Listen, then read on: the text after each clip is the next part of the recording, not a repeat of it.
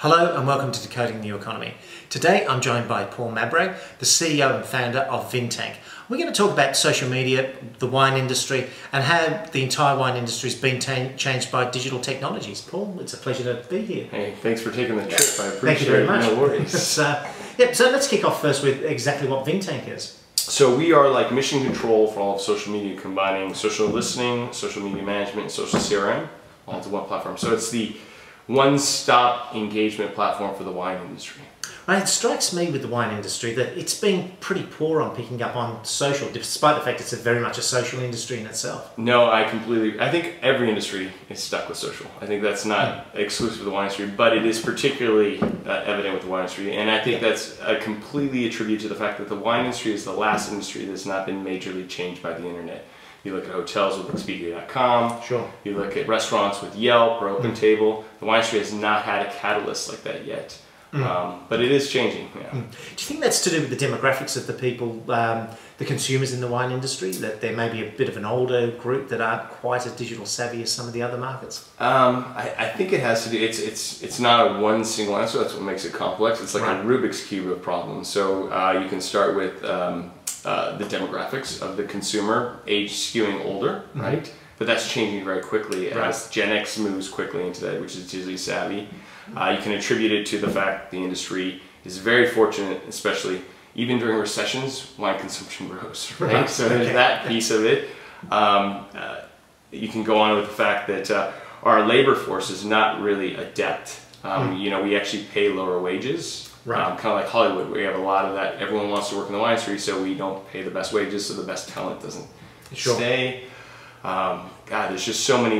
I'm just peeling layer after layer, and it's like an onion. You keep digging deeper and deeper, and that's what makes it interesting to me. Actually, that's what I love about the wine industry, and what I try to do. It's not about the fact that I love wine, which I do, but I'm not a passionate wine guy to the point of that's the driver. What's the driver for me is this horribly complex problem that needs to be solved, which is the wine industry needs digital to survive. Right. Or it's going to have problems. And you're seeing it happening already. There's a digital divide occurring between the wineries that are getting in and the wineries that aren't. So recognizing that, was that the reason why you set Vintank up?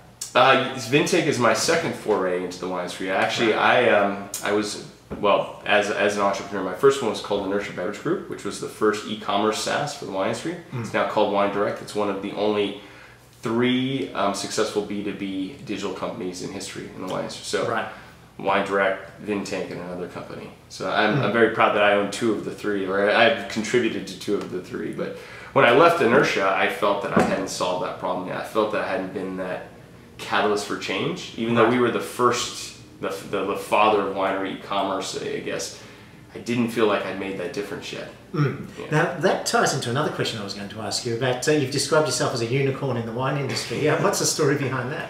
Well, you know, I'm the only guy that's been a wine tech guy as long as I have. You know, even though I've got the baby face, you know, I've been doing it for over 15, 16 years, which is a long time. So either I am obstinate, or I'm a little insane, or a little both, right? And there's very few people that have actually worked in the wine industry in a significant way, and then worked in tech together. So I actually carried a bag. I actually worked with the wholesalers and the markets as a national sales manager, actually created direct-to-consumer programs, all the whole time having a very big tech vein behind me. So that's, in fact, I've always been I was a closet tech guy until the early 2000s, then it became safe to come out the closet. Yeah, exactly, for being a tech guy, exactly. So how have you found the pickup from the wine industry towards Vintank? Well, you know, I learned a lot from my last lesson, right? You know, so when I started Inertia Beverage Group, I said, hey, there's this thing called the internet. Guys, we're going to be able to sell wine across it. It's going to be amazing. We're going to change our industry. We won't have to sell the wholesalers. We're going to revolutionize the industry. And they said, oh, Paul, you're so cute.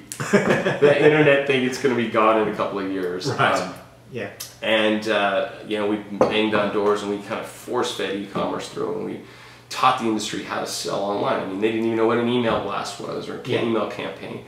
This time we did it a little differently. What we did is we did a freemium model, and we dribbled it out. We said, look, sign up. We believe social media is so important that we're going to give you a free version. Take the free version on, and when you see enough conversations, I mean, you'll recognize that this is meaningful. So we have over 5,000 users that are on there, 5,000 wine brands. So we're the largest software company in the world that no one knows about sometimes. And about 1,500 of them pay us. So it's, and that's the curve is give it to them, make them understand the importance of it. We feel good about giving the free version because we want them to know about it. They feel good about it.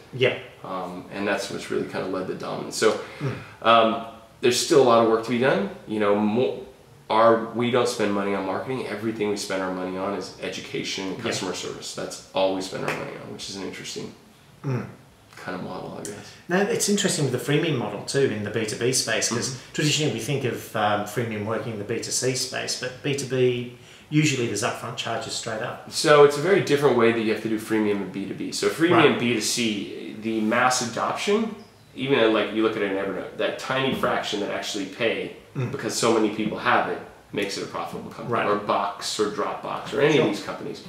In the B2B freemium model, what you have to do is you distribute it free, right? What you do is you measure the usage. Who's using it the most is where you send the sales team against. And this is how Yammer succeeded. It's the same concept of Yammer. And so that's what we do, the ones that use it the most. And our job is this, get them in to use the free, get the free to use it more, get the ones that use it more to pay, get the ones that pay more. Right? It's a funnel in that sense. And it works out, it's very synergistic because what you do is you help nurture them along their own evolution of understanding of a complex issue possibly. That ties into another question, and that is that the whole big data side of this. It strikes me looking at what you're doing that you're able to take that usage of both the wineries and the consumers and start to mesh up a lot more predictive analytics and so on. Is that part of the game plan? That is the game plan for sure. I mean, obviously big data is an interesting conundrum. A lot of people, it's been a great term and people haven't quite figured out how to use it. So we try to think of it as take this big data and make it small, digestible pieces, right? So, hey, by the way, Paul just followed you on Twitter. He talked about your wine 6 months ago. He's also this guy on Facebook. And if you talk to him 2 times or more, you may get a sale or you may get more engagement. That's the way we want to take this context and make them small, bite-sized pieces. Because too many people make social media this stream-based stuff, and we want to make it actionable. Every time it's got to be actionable. And even in fact, our platform is very different than like a Hootsuite or TweetDeck, which is streams. We've eliminated that, and we said our job is only to deliver signal of context. So the signal is any conversation about them, any conversation to them, any conversation with them. So about them, and we're singing my wife's lovely winery. Any conversation on a blog post or forum about Sullivan Vineyards, we funnel to her. To her, someone talking to her on Twitter or on Facebook. And with her, I can check in on Foursquare right now and it will deliver that I just checked in. And then the context is, who else am I? Who else am I on Facebook? Am I a wine club member? How much have I spent with the winery? How many times have I engaged with them or mentioned them? How much do I talk about wine, which is very unique to us because we listen to all the wine conversations. It's pretty fascinating work. Because it's interesting with that too, that you're doing the specific vertical of the wine industry. You look at, say, the Radiant Sixes at the top end of the market, or at the lower end, the Insightly's, those sort of guys. They're more generalists there. Do you see them as a threat to your business? No, I don't. I think that every industry, if you can get very deep in it and understand that path. And in fact, we moved into restaurants and hotels and found that going deep like this and giving these insights using, that subject matter expertise for the industry, then you're speaking their language and you're delivering the customers to the way that they understand them. I also think that the way that we've had to learn to funnel conversations, if you would have asked me 2 years ago if I love my job, I'd say, oh my God, this is such hard work. I'm having a tough time being a leader again in this. Why did I do this twice? But as a result of that, they forced us to get sharp, really to sharpen the sword and think about how do I deliver social media to a small business, forget about winery, makes it meaningful, understandable, and actionable. And as a result, that To You, With You, About You has become our kind of epicenter in the context. And restaurants are eating it, loving it. Hotels are signing on now. So we're moving into a broader base using that. And every time we add a dialect, we give better signal, right? We've been competing against Radiant Six for a long time. Some of the enterprise level guys have went with them, and within a year they come over to us because we deliver a much better signal. I can say to you, when someone says there's a winery called Twisted Oak, which could be a Twisted Oak golf course or Twisted Oak brand, we already have a giant dialect of wine words that say drinking, tasting 1997, blackberry, cassis, cabernet. That say that's about Twisted Oak Winery. This is just Twisted Oak, throw it away. And we beat everyone on signal because of that dialect. and the fact that we listened to the entire vertical. So this was an accident.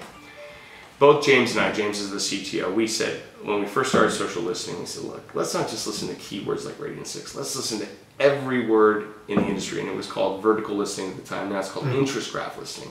Yeah. Because what we want to know is the people that are talking about wine more and more likely that we're going to be able to sell e-commerce to, because he was the chief architect for eBay Pro Stores, right, and I ran the e-commerce SaaS. That was really kind of our mentality. Yeah. Little did we know the volume of wine was, I wish I could say we're geniuses, but we didn't know that the wine was going to be so big. Right. And that's how we've derived this new notion of context and focusing on experiential industries with dialects. It's interesting you mentioned the broader part of the market there, Paul, because when I talk to marketing people, a lot of this marketing on social media is currently based around key influencers, so finding the loudest voices on Twitter or Facebook or wherever. What you've just described to me is more looking at the broader marketplace, so not just the person who's tweeting 50 times a day about wine, but the person who might only do it once a month, but is a potential buyer. Exactly. I think that the influence marketing is still very relevant and very important, but the reality is a small business wants to know more about their customer. Sure. And so if I can add that additional context, by the way, Paul has talked about wine 5 times on Twitter, and here's the wines he's talked about. When you tweet to the winery, I've now given them a better understanding of who you are as a customer. Yeah. So that's why the broad market, contextual profiling works better than just the influencer, because the engagement happening with my wife's small winery, maybe it's 1 or 2 or 10 people tweeting at her, the more she knows about them, the better she can service them. Sure. And that's where I kind of come to the center of, which is, in a world of infinite wine choices, service is the only differentiator, and my job is to empower better service through this social context. Now, earlier we spoke about some of that generational change. Are you seeing some of those older wine consumers and winemakers coming across onto social media and seeing what it can do for them? Yeah, I think lots of winemakers are doing it. It's starting to change. First of all, there's one key component. This is the most competitive wine market in human history. So we're having to learn to change or not. If we don't learn, it's a problem. The problem with the wine industry, and my wife describes this to me quite frequently, is she's straddling a gap between the older baby boomer generation who still pay a significant amount of her wine purchasing, while creating new marketing plans to grab the Gen Xers or whoever's next is hitting the affluence curve. Right? You travel a lot. What do you see that any particular country or regions doing this better than others? Yeah, without question, Spain. Right. Spain and the region of Rioja is definitely more depth. They have a great agency in the United States. They definitely understand and listen and think about what social media means despite the differences in their own country. I think that Rioja is really leading it. There have been some signals from Australia, though, I have to say. Honestly, Angela Slade, who runs the United States version of Wine Australia, really has her finger on the pulse, starting to examine what this is going to mean to catapult and accelerate Wine Australia in the Americas. So I think that's a fascinating turn of events just recently. So big kudos to Angela Slade for that. Yeah, that's interesting that you mentioned Spain as well, because on another front, I see that Spain's doing a lot with Internet of Things, monitoring vineyards, that sort of thing. So you see them using digital in general, not just social media, but other technologies. I think that they're really trying to be a world power. They're kind of like the underdog that's taken over. I mean, and they have a very special product in itself, right, as you know. But I think there's something special about what they're doing. I'm not sure what the incarnation or what the catalyst, one of those two pieces, I'm not sure which one is leading that. But I'm amazed consistently by how much they listen and lead. Right. So just to finish up, where do you see Vintank being in 5 years' time? It's very, so we will, my aspiration is to be mission control for not social media, but mission control for customer engagement. Right. I think the CRM is broken in its general. I think that it's tied around this sales funnel rather than how much you interact with your customers in different departments, right? And customers is an abstraction. Press, business, B2B customers, B2C customers, partners, employees, those are all in that kind of customer. And it shouldn't be all funnel based. It should be about like, how am I working with these? What do they mean? How do I treat them better? What are they doing on behalf of me that I don't know about? How can I understand them better? To be better friends, better partners, better vendors. And that's where we're going, mission control for all the customer engagement. That's a great aspiration there, Paul. Well, thank you for joining Decoding the New Economy. Thanks for coming. Good to see you. Good too. And thank you very much for joining Decoding the New Economy as well. Thank you.